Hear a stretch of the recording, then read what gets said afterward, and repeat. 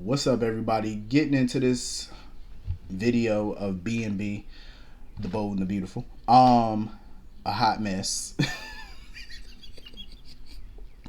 I'm sitting here, mind you. I'm like, you know what? I decided today. I said, let me watch this episode. Cause I keep up with B&B every now and again. So I said, you know what? Because I was curious about what was gonna happen once Hope got home, and I said, you know what? Let me turn it on and watch and see what the hell going on with them. Hope, oh my lord, I had secondhand embarrassment for her because I'm like, baby girl, read the fucking room, Hope.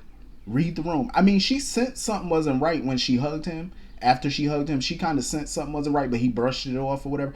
See, that's where she had me fucked up because I wouldn't have let it go. I wouldn't have let that go. Absolutely not. Why would you let that go? Like, you could obviously tell something wasn't right. You know what I'm saying? You could see something wasn't right. And even if he brushes it off and say, "Oh, nothing, tell me about Rome," I wouldn't have let that go. She kind of proved to be a statistic in that moment that blondes are not that smart. Because I'm like, Hope, you were in Rome for what, a couple of days or so, and he wasn't excited like that to see you. And y'all were on good terms before you left. So read the room. You know what I'm saying? Like, y'all were on good terms before you left. And when you come back, he's not all that excited or whatever to see you. I'm like, come on now, Hope. Ask questions now. And she kept telling him about Rome and stuff. And I'm just like, Hope, shut up about Rome and get to the bottom of why he's upset with you. Because it's all over his facial expression. And it's the innuendos he keep dropping about Rome being a romantic place. And, oh, did you? Oh, I'm sure you and Thomas were happy. All them late night shots, man. Like, he was dropping a lot of innuendo. He really was. And Hope was not picking up anything he was putting down. I'm like, Hope, he's telling you something without telling you something. Why are you not picking up on this? Then when she seen, even after she saw the luggage, this fool thought he was going on a business trip. I'm like, Hope.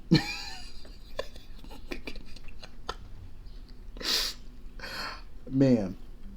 And did she see that the luggage tag says from Rome to LAX? You were in Italy? Why were you in Rome? Hope. 2 plus 2 equal 4, Hope. 2 plus 2 equal 4, Hope. Put it all together, Hope. You see the bag. You see that he just came back from Italy, correct? You just came back from Italy, correct? You see that something is off with him, correct?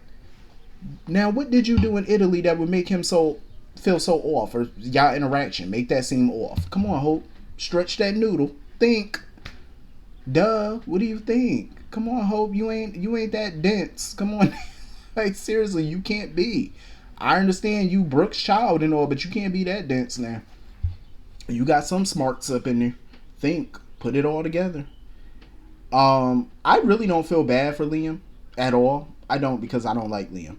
He's a hypocritical ass. Like, for him to even sit there and get mad at her, I mean, he had a right to kind of be pissed at her. I mean, what husband wouldn't be? Even though he's the total hypocrite, but still. I would be totally pissed, but at the same time, not 5 minutes after he saw her kiss Thomas, he went and kissed Steffi. Which proves another point. It proves what Finn and Thomas have called him out about before. Every time something bad go down between him and Hope, he try to bring his ass back around Steffi. That's exactly what he does. Typical Liam. The way he act, you would have thought he was Ridge's child. The way he be trying to ping pong between two women. But yeah, that's what he did. But of course, he didn't tell Wyatt about that when they talked. And of course, he probably not going to tell Hope about it. Because why should he? Why would he, actually? He wants to play the victim. And he knows that if he tells Hope or Wyatt, oh, I went and kissed Steffi immediately after I seen that, it would take the trump card away. It would take the victim card away that he wants to play. It would take that. It would null and void that shit right then and there. You know what I mean? Like... And Hope was kind of pissing me off too on the jet when she was talking with Thomas and stuff, telling him Rome should stay in Rome. That irritated me too, because I'm like, first of all, she skipped her happy ass all around Rome, hand in hand with Thomas after they kissed, and now you want Rome to stay in Rome like you wasn't a married woman when you planted a big smooch on him. Like, her and Liam jump off that cliff at the Cliff House, because they really get on my nerves. Like, seriously. So anyway, moving on from that. I've said this before and I will say it again. If Steffi and Finn ever made an OnlyFans, Lord have mercy. They could just take my money. I'm just saying. That is a beautiful ass couple. Just gorgeous. Um, I really wish Steffi would tell Finn about what happened in Rome with her and Liam. I really hope that she tells him that, Liam kissed her, because she definitely didn't kiss him back. She looked like she was uncomfortable with it. So I wish that she would just be honest and tell him about it. I mean, I probably wouldn't have told him in that moment, though, because I don't even think they should waste their time talking about Hope and Liam, because, I mean, you could tell Finn was actually happy to see his wife, unlike Liam. Finn was overjoyed to see his boo. She came through that door. He couldn't wait to get up, up on her and straddle. He couldn't wait. He definitely wanted Steffi to play with his pickleball. I loved it though, them cuddling on the couch and stuff. Cause I want them to have this happy moment. I don't want them to think about Liam and Hope and their drama and Thomas and all that. I don't think they should at the moment. Like, I just want them to spend some happy time together for the moment, but I do want Steffi to tell him. You know what I mean? And I hope Finn knocked Liam the hell out. Like, seriously. Like, this man encouraged you to go to Italy, to go surprise your wife, and you end up kissing this man's wife? I would knock him on his ass. I really would. I would knock Liam out if I was Finn. Because I don't want nobody coming in between Steffi and Finn. Like, Steffi shouldn't even allow Liam or Hope's drama to get in the middle of her marriage. Because she actually has a very happy marriage.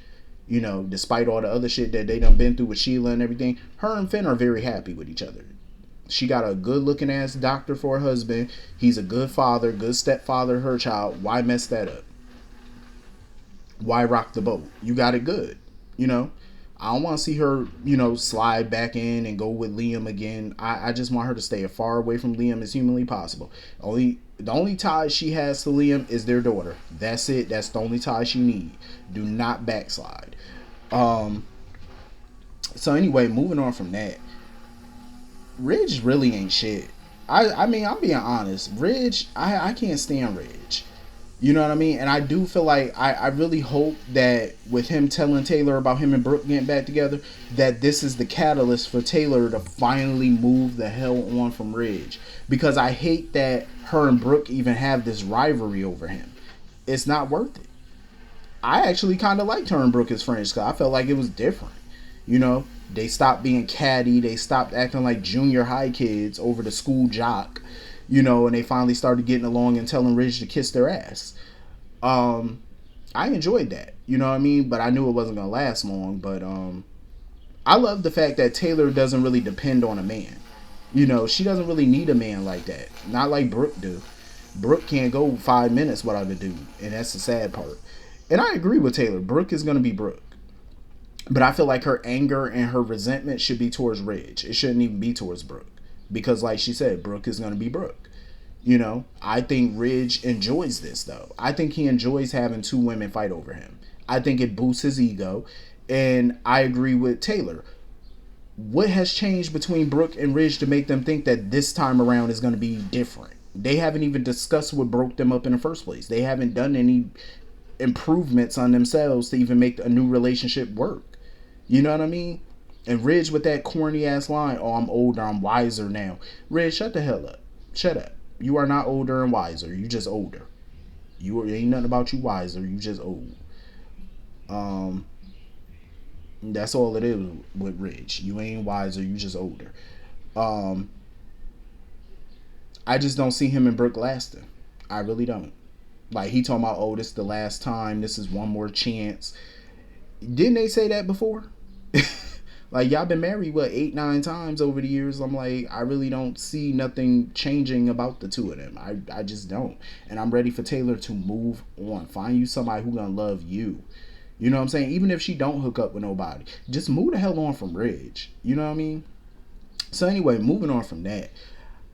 I laughed my ass off when Eric and Donna and RJ was all celebrating after Brooke told them about her and Ridge getting back together. I laughed. I'm like, why are y'all celebrating this? Haven't y'all celebrated every little umpteenth reunion that they done had? What is there to celebrate about this BS? Like, what is there? Oh, it was our destiny. If I hear destiny one more time in this show, I'm just gonna gag. Like, I'm so sick of hearing it. Oh, Ridge is my destiny. Oh, Brooke, shut the hell up.